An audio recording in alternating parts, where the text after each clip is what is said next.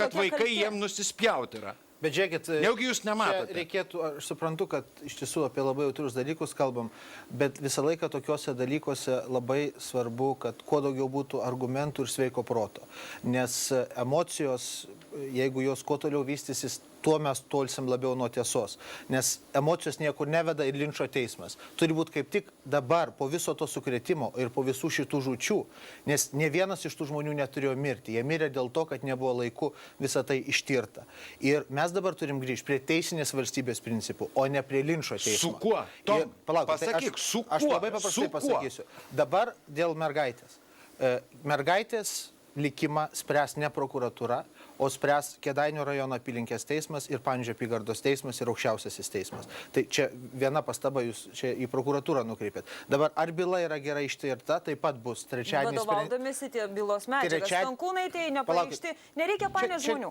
Stankūnaitai nepareikšti jokie įtarimai. Rūta, tai atira teisinė galimybė. Bendrauja su Ūsu ir deklaruoja tos santykius, o Ūsų yra pareikšti įtarimai būtent dėl to, kad šitą mergaitę tvirkino, natūralu, kad tai motinai negali būti grąžinta mergaitė. Nes tai yra principas, jinai deklaruoja tos santykius su Ūsu, tai to negali būti. Dabar kitas dalykas yra. Byla buvo tyriama prie pono Valantino, čia reikia sudėlioti akcentus. Jeigu dabartinės prokuratūros vadovai bus kalti, jie turės atsakyti. Bet mes dabar kol kas turim situaciją, kuri liko iš pono Valantino. Ir labai svarbu dabar padaryti vieną momentą. Iš tiesų svarbu, būtent dėl to, kad tiesa išaiškėtų. Tegu visi sudeda ant stalo, būtent šeima Drąsiaus Kedžio, kiti, visus argumentus, kuriuos jie turi, tegu sudeda prokurorai ant stalo savo argumentus ir tegu būna į viską atsakyta labai aiškiai. Nes versijos gali būti įvairios. Rūta, lygiai ta pati versija, kad Kedys galėjo būti, kaip jūs minit, nužudytas tokiom priemonėm. Lygiai taip pat gali būti, kad įvyko toks nelaimingas atsitikimas, apie kurį paskelbta. Arba kažkas per vidurį. Nes visi argumentai, ką mes dabar darom? Mes iš atskirų detalių, dėl to, kad buvo didžiulis nepasitikėjimas ir neveiklumas teisėsaugos, mes dabar bandom konstruoti teisingumą. Mes tuo nieko nepasieksim. Nieko nepasieksim. Patylėt geriau, ne? Patylėt ir geriau patylėt, bet mes turim dabar... Nereikia Tomai leistis į tas detalės ir svarstyti dabar mums čia, ypač televizijos laidoj versijų, ar buvo taip, ar buvo kitaip. Ne apie tai reikia kalbėti. Dabar kaip mes galim, atsiprašau, ponas Sauliau, kaip mes galim nesvarstyti, jeigu mums kiekvieną dieną brūkoma, kad buvo būtent taip ir nesvarstama jokia kita versija? To brūkimo rezultatai labai akivaizdus. Galima bet kokius tyrimus padaryti, jais tiki, gal aš nežinau, reikia būti arba kvailiu, arba turėti tam tikrą interesą, kad galėtum tom nesąmonėm patikėti. Bent kiek, reiškia, normalus žmogus vis tiek susidaro vaizdą. Ir manau, mums reikėtų kalbėti apie tai.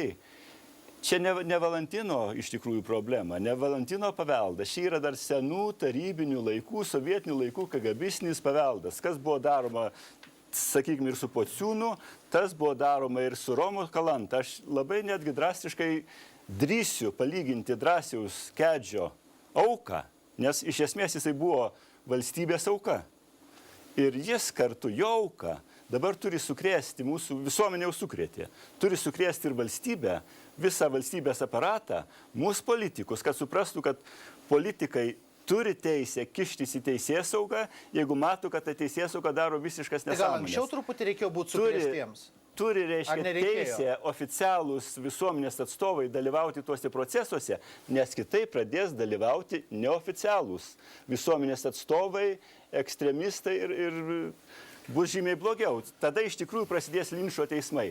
Arba politikai suima visą šitą dalyką į savo rankas kartu su teisėsauga ir pasako, gana to, kas buvo, brėžiam brūkšnį ir pradedam rimtai tvarkyti su šitais reikalais. Arba iš tikrųjų bent jau Kaune gali kilti labai masiniai neramumai, taip kaip buvo po Romo Kalanto susideginimo. Ten irgi buvo žingsnis labai, sakykime, netgi ne katalikiškas. Ar Tamašauskas patranką jau nupirko, ne?